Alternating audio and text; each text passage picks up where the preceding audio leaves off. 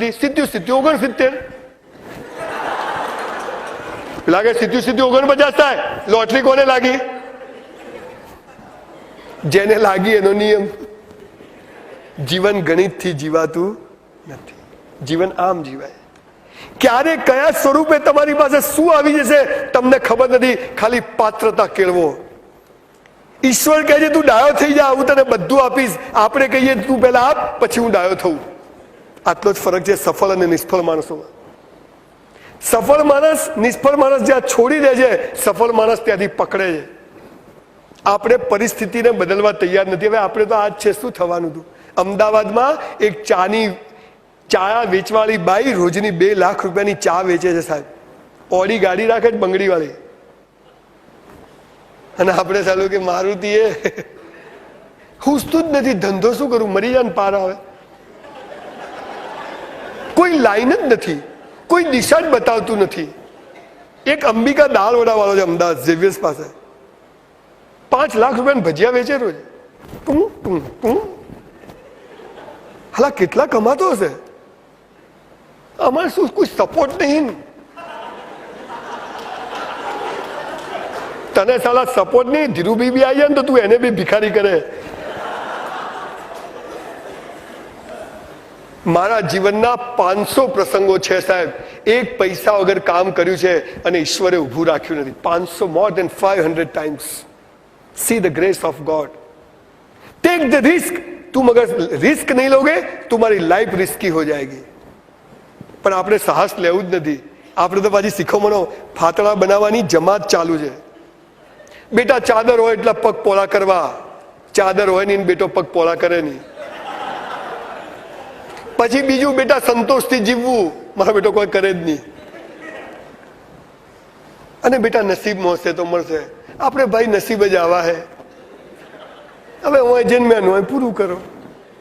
એટલે આ તમે જે બોલો છો ને બધી ભગવાનને ગાળો બોલી કહેવાય. આવું જે બોલો ને, માં તો ફૂટેલા છે, માં તો ઓમ છે. ખરેખર સાહેબ શું કરવું જોઈએ ખબર? દરેક ગામમાં એક મોટા કુવા બનાવવા જોઈએ, ઊંડા. અને જે એમ કે હું શું કરું પકડીને અંદર આમ જે રોવે મારે તકલીફ છે દુઃખ છે પકડીને અંદર, પછી જેને બી મળે મજા છે બાબુ.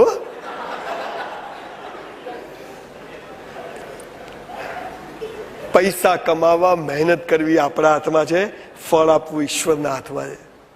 આ વાત મગજમાં ટકાઈ દો.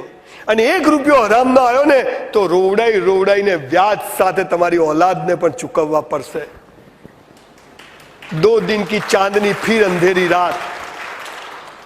દાખલા છે, દુનિયા કહે છે, પણ આપણે માનતા નથી. એકવાર પૈસા આવી જાય ને પછી બાપુ એમ એકવાર આવશે ને પછી હું જ થઈ જવાનું છે. એટલે વિવેકાનંદે કહ્યું છે કે પહેલા પોતાના માટે જીવો, પોતાના પરિવાર માટે કરો, અને જ્યારે એ થઈ જાય પછી સમાજ માટે જીવો. આનું નામ જીવન. આ તો 80 વર્ષે બી કે બાજુનું ખેતર લેવાઈ જાય સારું, આ પ્લોટ લેવો હોય પણ સાલો મોનતો નહીં. તું મોની જા સાલા, હવે મરવાન થયો છે. જીવનમાં આપણે એમ માનીએ છીએ કે પૈસા કમાવા મારા હાથમાં છે, એના માટે હું કંઈ પણ કરીશ. અને એમાં ને એમાં આપણે બધા ભિખારી થઈએ છીએ. પૂજા કરાવે, લક્ષ્મી પૂજન કરાવે. સ્ટીવ જોબ્સે ને બિલ ક્લિન્ટને કોઈ લક્ષ્મી પૂજન કરાવ્યું? મારા બેટા ચોઘડિયું બોગડિયું કોઈ જોતા નથી, તો ટનાટ મોબાઈલ વેચાય. દર કલાકે કેટલા 30,000 કેટલા ફોન વેચાય. અને આપણે કે ચોઘડિયું જોઈને જજે, જોજે ગધેડું મળે જ ના જતો, ગાય મળે જ જજે. આ એમો રહી ગયા હોય નો હોય. આ નડે છે ને પેલું નડે, સાલા તું જ નડે છે સૌથી વધારે, કશું નડતું નથી. કોઈ ગ્રહો ના નડે, કોઈ ખાલી પૂર્વગ્રહો અને આગ્રહો નડે, કોઈ ગ્રહો નડે નહીં. બધું જ છોડી દો, આજથી ખાલી થઈ જાઓ. શીખેલું બધું જ ભૂલી જાઓ. એક નવી શરૂઆત. તકલીફ પડશે, મુસીબત પડશે, પણ હું જે કહું છું ને, સત્ય પરેશાન હો સકતા હૈ, પરાજિત નહીં. તમે થાકી જશો, હારી જશો, પણ સમી સાંજે અને એક સવારે તમને એમ થશે કે યસ, મોત આવશે ને ચલ. અને એ દિવસે તમને મજા છે. પણ આપણે તો કેવા હરામી માણસો છે ખબર છે? એક ગામમાં યમરાજ આવ્યા ફરતા, તો 4 છોકરા મળ્યા. એક જણ કે બાપુ ક્યાંથી આવ્યા? તો કે ઉ ગોલે છે. પેલો કે આ તો યમરાજ લાગે. તો પેલા યમરાજ પાણીપુરી ખાતા હતા, પેલા લિસ્ટ જોઈ લીધું તો બીજું જ નામ એનું. પેલો કે સાલું મારું મોત. યમરાજને લઈ ગયો ઘેર કે ચલો બાપુ આપણા ઘેર. યમરાજ કે હેડો ભાઈ. રાત્રે રહ્યા, ઊંઘ્યા. પેલા શું કર્યું, રાત્રે બાપુ ઊંઘ્યા એટલે કાગળિયું લઈ લીધું અને પોતાનું નામ બીજા નંબર હતું ને ભૂસી કાઢ્યું, સૌથી નીચે લખી કાઢ્યું કે આપણો છેલ્લો નંબર આવે. પેલા યમરાજ સવારે ઉઠ્યા, પેલા તો ચા અને સમોસા ભોગીલાલના મસ્ત બધું ખવડાવ્યું. એટલે પેલો યમરાજ તો ખુશ થઈ ગયો કે દેખ બચ્ચા, અબ મેં બહુત ખુશ હો ગયા હું, અબ મેં નીચે से ચાલુ કરતા હું. તેરા નંબર ઉપર જતા. આપણે સાલા એટલા હરામી માણસો છે, બાથરૂમ બી એમને ના જઈએ હો. કે પૈસા કમાવા, પૈસા તો હલકી સ્ત્રીઓ પાસે, દારૂવાળા પાસે, જુગારવાળા પાસે પણ હોય છે. તમારો હકનો કેટલો પૈસો છે તમારી પાસે, એ તમારા સફળતાનું સાચું માપદંડ છે. પણ આપણે વીંટીઓ, બ્રેસલેટ, કડા આ બધું જોઈએ.